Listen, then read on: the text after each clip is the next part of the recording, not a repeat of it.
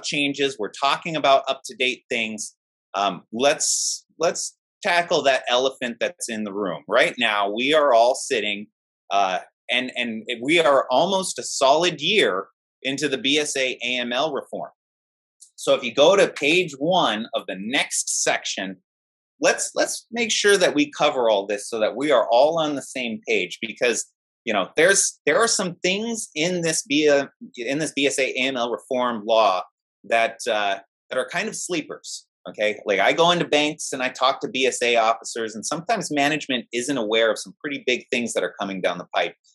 So we want to make sure we hit those, and then also just make sure generally that we're on the same page of what the reform is going to entail, what changes are immediate and what changes are coming down the pipe, really, so you can communicate with management that this really is a big deal. It's going to have some fundamental changes in different areas of your BSA program, and you need to make sure that the board is aware of this. My recommendation would be, step 1, make sure that your house is in order. Like, so all of those updates and things that we just covered, maybe during the pandemic, you didn't have time to make sure that your formal program is up to speed on things. I would say now is the time to really put some work into updating things, because there's a coming storm with this AML reform. And we don't have a lot of the details. We just know that FinCEN's been directed to change a lot of stuff. So tip of the day, as we're going through the materials,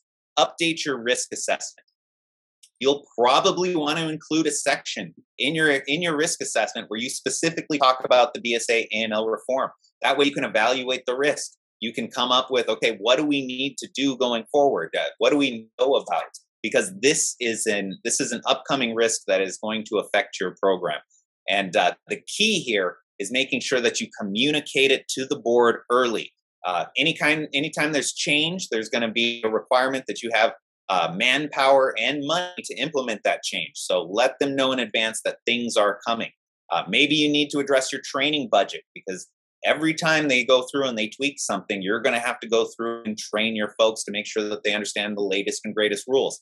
Maybe you need additional resources as we go through this, and you realize, we've got an entire area that we may need to have some resources brought to bear on.